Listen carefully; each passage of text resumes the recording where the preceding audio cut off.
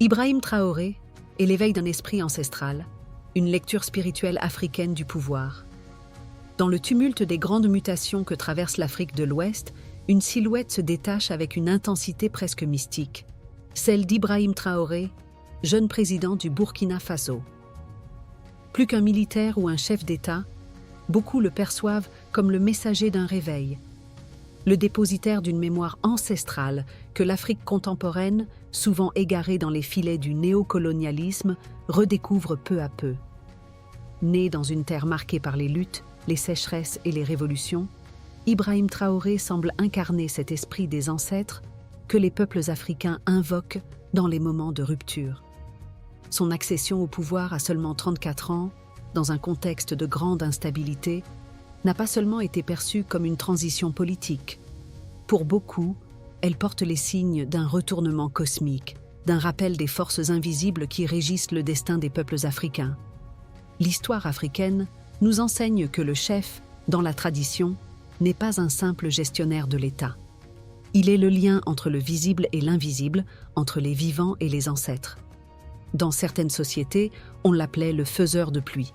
Dans d'autres, le gardien de la parole. Mais toujours il portait une charge spirituelle qui dépassait l'individu. C'est dans ce cadre que certains Burkinabés, et au-delà de nombreux Africains, regardent Ibrahim Traoré.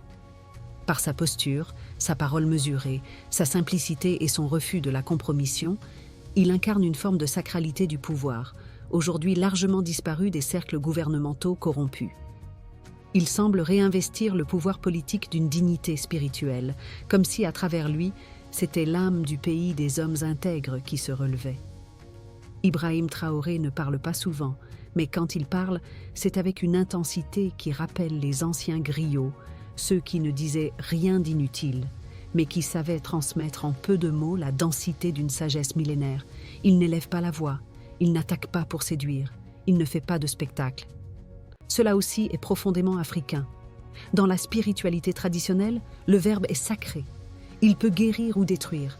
Il est chargé d'énergie, d'histoire et de mémoire. Le président Traoré semble connaître ce pouvoir-là. Il sait que chaque mot prononcé engage quelque chose de plus vaste que lui. Il parle donc avec la retenue de celui qui sait que le peuple n'est pas une foule à conquérir, mais une entité vivante à écouter et à servir.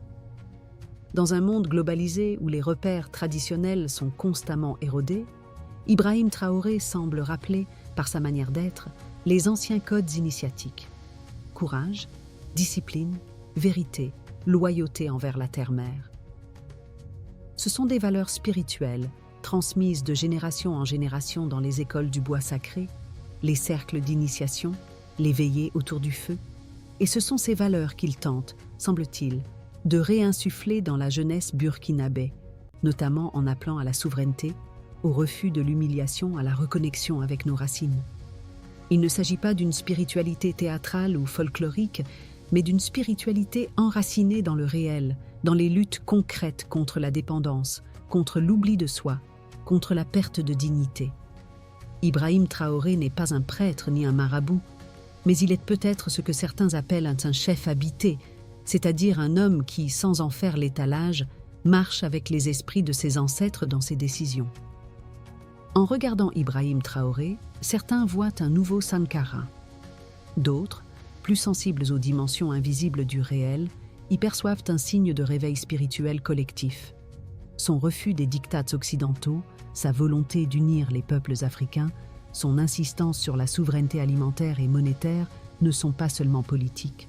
Ce sont des gestes rituels, des actes symboliques visant à purifier la mémoire collective et à rétablir le lien entre l'Afrique d'aujourd'hui et son héritage spirituel.